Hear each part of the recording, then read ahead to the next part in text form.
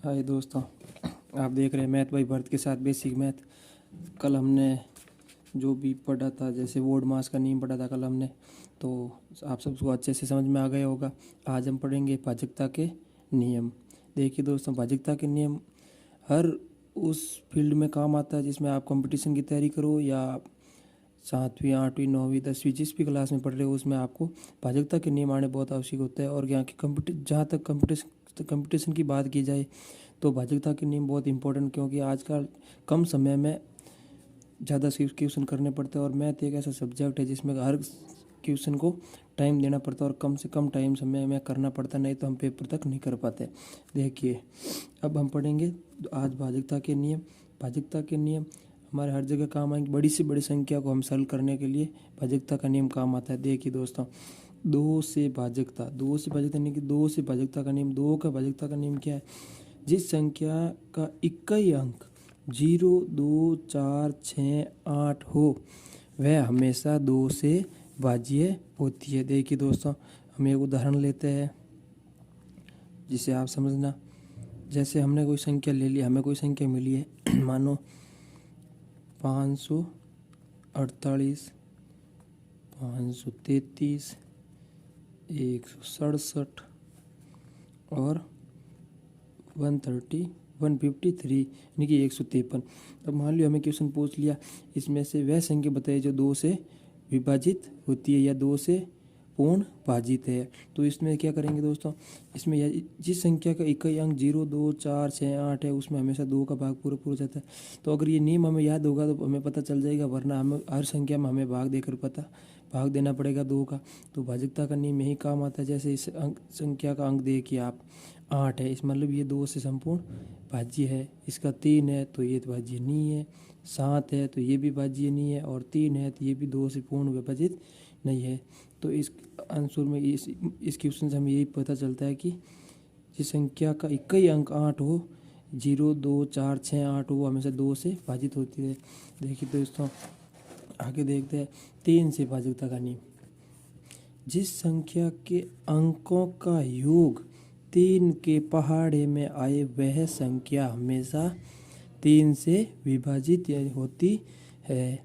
यानी कि या तो जिस संख्या के पीछे 3 6 9 हो, या उस संख्या के अंकों का योग जिसमें हमेशा 3 का भाग जाता हो, तो वह संख्या हमेशा 3 से विभाजित होगी।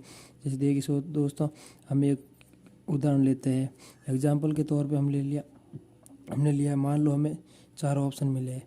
पहला ऑप्शन दे दिया 3 4 1, दूसरा ऑप्शन दे दिया 4 8 3, तीसरा दे दिया 4 2 4, और चौथा ऑप्शन मिला हमें 8 3 3। मान लो हमें इसमें ये पूछा जाएगा कि कौन सी संख्या 3 से संपूर्ण विभाजित होती है। अगर ऐसा क्वेश्चन पूछ लिया, अगर हमें 3 से भाजकता का नियम याद नहीं है, तो हम क्या करेंगे, इस क्वेश्चन को कम समय में करना है तो भाजकता का नियम याद करना पड़ेगा, वरना हमें या तो हमें इसे छोड़ना पड़ेगा कंपटीशन के एग्जाम में, या फिर इसमें सभी संख्याओं में अलग अलग 3 का भाग देके पता करना पड़ेगा। देखिए दोस्तों, संख्या के अंकों का योग 3 के पहाड़े में आए। देखिए, अंकों का योग कीजिए, 3 + 4 + 1, 3 + 4 + 1, यानी कि 4 और 3 7 + 1 कितने हो गए, 8। देखिए 8 में 3 का भाग जाता है, नहीं जाता है। अगली संख्या देखते हैं, 4 + 8 + 3, 8 और 4 कितने हो गए, 12, 12 और 3 कितने हो गए, 15। तो देखिए दोस्तों, 15 में 3 का भाग पूरा पूरा जाता है, 5 3 15 यानी कि 5 बार जाता है।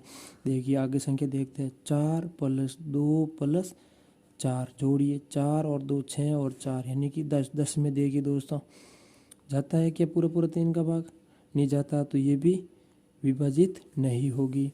अगली संख्या देखते हैं, 8 + 3 + 3, 3 3 और 6, 6 और 8 कितना हो गए, 14। 14 में देखिए दोस्तों, 3 का भाग जाता है, नहीं जाता है। तो इसी तरह बड़ी संख्याओं को हमें आसानी से पता करने के लिए भाजकता का नियम याद होना हमेशा बहुत ज़रूरी होता है। देखिए दोस्तों, अगला नियम देखते हैं हम, 4 से भाजकता का नियम, यानी जिस संख्या के अंतिम 2 अंक 4 से विभाजित हो उसमें हमेशा देखना 4 का भाग पूरा पूरा जाता है। जैसे उदाहरण के लिए हमें एक संख्या दे दी है, मान लो 8324 और एक संख्या दे दी है हमें 3625। अब देखिए, मान लो ऑब्जेक्ट में हमने उदाहरण के तौर पे 2 ऑप्शन लिया, यानी हमें 4 ऑप्शन मिलते हैं एग्जाम में, या कोई 7वीं 8वीं 9वीं इसमें क्वेश्चन आ जाए ऐसा भाजकता के नियम से समझ आते ही है वैसे। तो क्या करना, इस संख्या के अंतिम 2 अंक 4 से विभाजित हो तो वह उस संख्या में 4 का भाग हमेशा पूरा पूरा जाता है। तो देखिए दोस्तों, अंतिम 2 अंक ये 24। अब देखिए 24 में लगाते हैं 4 का भाग, 4 अंतिम 2 अंक 4 से विभाजित होने चाहिए, 4 का भाग अंतिम 2 में नहीं जाता, 4 साथ लेके हो गए 24, 4 का भाग गया 6 बार। देखिए दोस्तों, भाग पूरा पूरा जा रहा है, यानी कि ये संख्या क्या है, 4 से पूर्ण विभाजित है।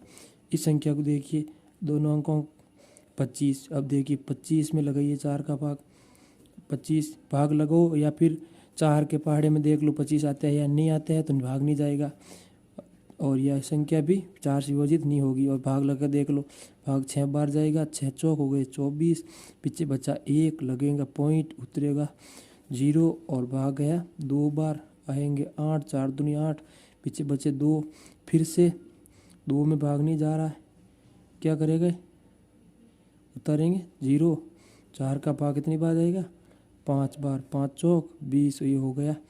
अब ये देखिए दोस्तों, पॉइंट्स में आ रही संख्या, यानी कि भाग पूरा पूरा नहीं जा रहा, तो ये संख्या 4 से विभाजित नहीं होगी। अब देखिए दोस्तों, 5 से विभाजित, ये बहुत आसान नियम है, जिस संख्या का इक्कीय अंक 0 या 5 हो उसमें हमेशा 5 का भाग पूरा पूरा जाता है।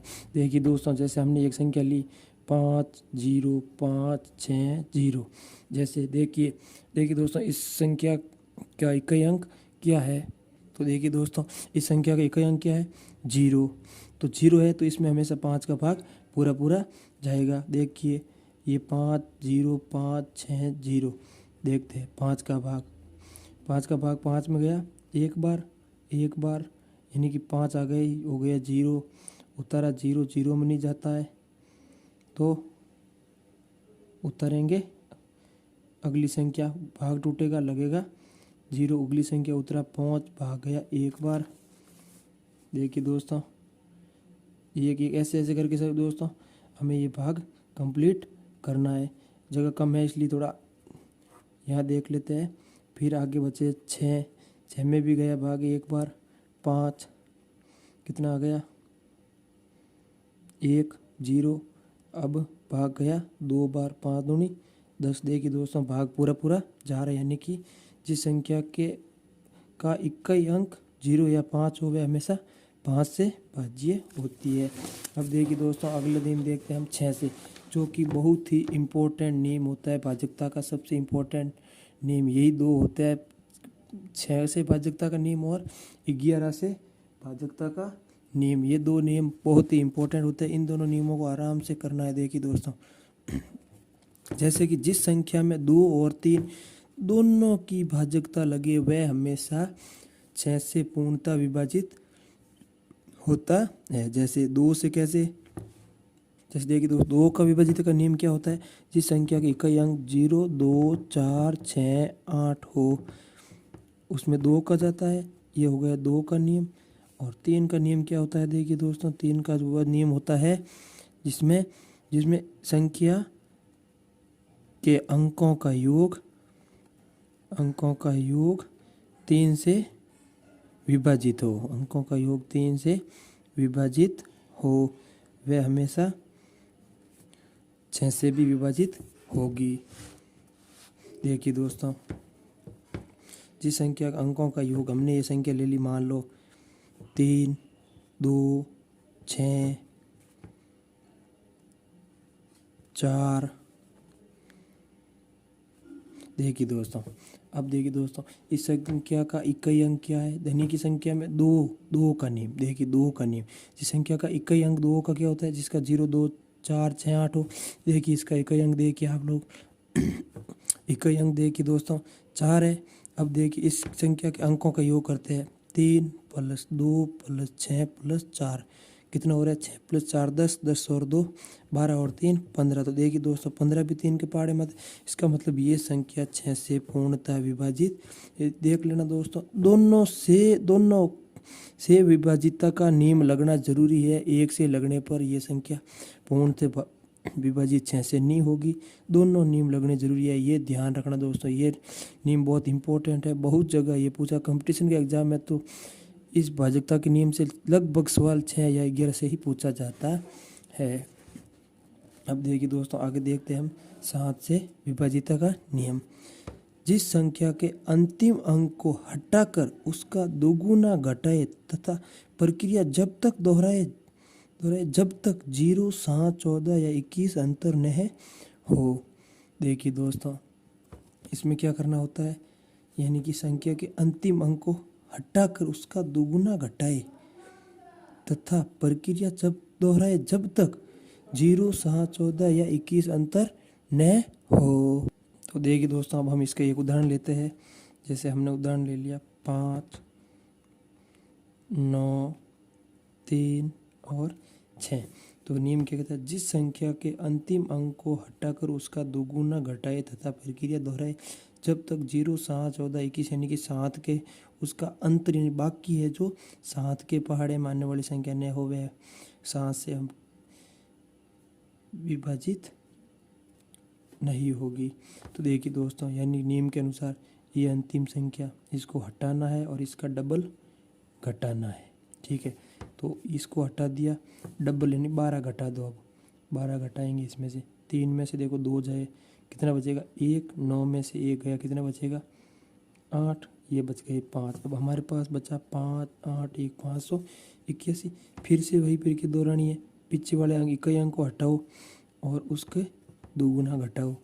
तो दोगुना 2 का दोगुना 1 को हटाया, 1 का दोगुना 2 होगा, 2 घटा दो 2 यानी कि 2 को हम घटा देंगे। तो जैसे ही 2 घटाएंगे देखो 8 में से 2 गए 6 और बच गए 5। देखिए दोस्तों हमारे पास बचा है 56 जो कि 7 के पहाड़े में आता है, यानी कि 7 8 56, यानी कि ये 7 के पहाड़े में बराबर आता है इसका अंतर।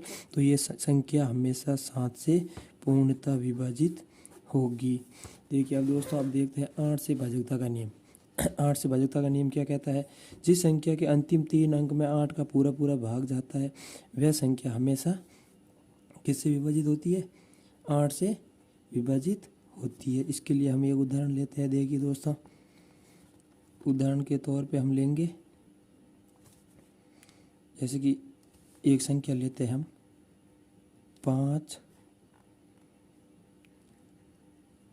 8, 3 और 2, ये संख्या ले ली उदाहरण के तौर पे।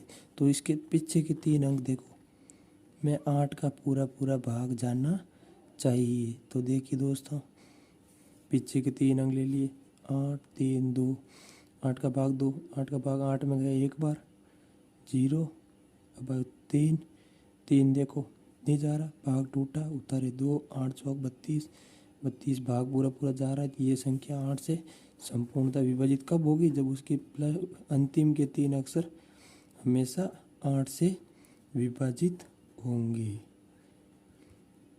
तो ये संख्या 8 से संपूर्णतः विभाजित होगी। अब देखते हैं 9 से भाजकता का नियम। देखिए दोस्तों जिस संख्या के अंकों का योग 9 के पहाड़े में आता है वह संख्या हमेशा 9 से विभाजित होती है। जैसे कोई भी संख्या ले लो दोस्तों, 5, 6, 3 और 3 ले लो, देख लो। जैसे कि जोड़ो इस अंकों का योग करो, 5 + 6 + 3 + 3। देखो दोस्तों 5 और 6 11, 11 और 3 14, 14 + 15 16 और 17। अब देखिए दोस्तों हमारे पास आई है जैसे कि ये संख्या 17। तो संख्या 17 देखो 9 के पहाड़े में आती है या नहीं आती है, तो ये संख्या 9 से विभाजित नहीं होगी। अब देखिए दोस्तों हम एक संख्या और लेते हैं, 6, 5, 4 और 3। देखिए दोस्तों अंकों का योग कीजिए, 6, 5 + 4 प्लस 3। अब अंकों की वो करते हैं, 4 और 3 हो गए 7, 7 5 12 और 6 हो गए 18। अब देखिए दोस्तों 18 9 के पहाड़े में आती है या नहीं आती है, 9 दूनी 18 होते हैं, तो ये 9 से संपूर्णतः विभाजित होगी, ये संख्या 9 से पूर्णतः विभाजित होगी, यही 9 के विभाजित का नियम कहलाता है। देखिए दोस्तों 10 से भाजकता का नियम, वही 10 से भाजकता नियम बहुत आसान है, वही 5 के नियम के जैसे ही होता है। जैसे कि जिस संख्या का इकाई अंक 0 हुआ हमेशा 10 से विभाजित होगी, जैसे कोई भी संख्या देख लो आप 5 5 0 6 3 2 9 0, जिसका इकाई अंक यानी कि 0 है वह हमेशा 10 से पूर्णतः विभाजित होगी। देख लेते हैं करके ये भी। देखिए दोस्तों 10 से भाग लगना है, भाग गया 5 बार आए 50, उत्तर है 5, उत्तर 0, 50 में फिर 5 50, उत्तर 6, भाग नहीं जाता टूटा, उत्तर भाग गया 6 बार। ठीक है, आए 60, उत्तर है 3, भाग नहीं जाता, उतरेंगे 2, भाग जाएगा 3 बार, 30 शेष बचेगा 2, 2 में भाग नहीं जाएगा, उतरेंगे 9, भाग जाएगा 2 बार, रहेंगे 20, शेष बचेंगे 9, 20 घटाने पर उतरेंगे 0, 9 बार भाग जाएगा, आएगा 90 और भाग पूरा पूरा जाता है। यही नियम जिस संख्या की इकाई अंक क्या हो 0। अब देखिए दोस्तों इससे अगला नियम है 11 से भाजकता नियम, जो कि बहुत इंपॉर्टेंट है। जैसे कि 6 का नियम भाजकता का नियम भी इंपॉर्टेंट होता है, उसी तरह 11 का भाजकता का नियम बहुत ही इंपॉर्टेंट होता है। देखिए दोस्तों अभी 11 से भाजकता का नियम देखते हैं। देखिए दोस्तों अब हमारे पास है 11 से भाजकता का नियम। जिस संख्या के सम स्थान तथा विषम स्थान के अंकों का योग का अंतर 0 या 11 का पहाड़ा होता है वह हमेशा 11 से विभाजित होती है। तो देखिए दोस्तों यानी कि सम स्थान देखिए इसके 2 8 और 8, इनका योग कर लो, 8 और 8 16 और 2 हो गए 18। अब विषम का योग कर लो, 1 जैसे कि 8 3 और 7, 8 और 3 कितने हो गए 11, 11 और 7 कितने हो गए 18। अब देखिए दोस्तों 18 माइनस 18 कितना आ रहा है, जैसे 0 आ रहा है। तो ये संख्या पूरी जैसे थी 8 2 3 8 7 8 यानी कि 8,23,878 11 से संपूर्णतः विभाजित होती है। अगली संख्या देखिए दोस्तों, जैसे कि सम स्थानों की संख्या को जोड़िए 2 4 और 8, 8 और 4 12, 12 और 2 कितने हो गए 14। अब विषम स्थान देखिए 7 और 3 10, 10 और 9 हो गए 19। अब 14 माइनस 19 निकालेंगे कितना बचेगा माइनस के 5। अब डिफरेंस देखिए न तो 0 है न 11 है, न 11 के पहाड़े में आते हैं, तो ये संख्या कभी भी 11 से विभाजित नहीं होगी। जैसे कि 9,27,438 ये 11 से विभाजित नहीं होती। ये देखिए दोस्तों ये हमने सीख लिए 11 तक पूरे भाजकता के नियम, जो कि आपके आगे बहुत काम आने वाले हैं। अब देखिए दोस्तों अब हम कुछ संख्याओं के बारे में जानेंगे जो कि हमारे बहुत ही काम आती है। मूलतः संख्या हमेशा कितने प्रकार की होती है बताइए। यानी कि मूल संख्या हमेशा 12 प्रकार की होती है। देखिए दोस्तों आज हम जानते हैं कौन कौन सी होती है 12 प्रकार।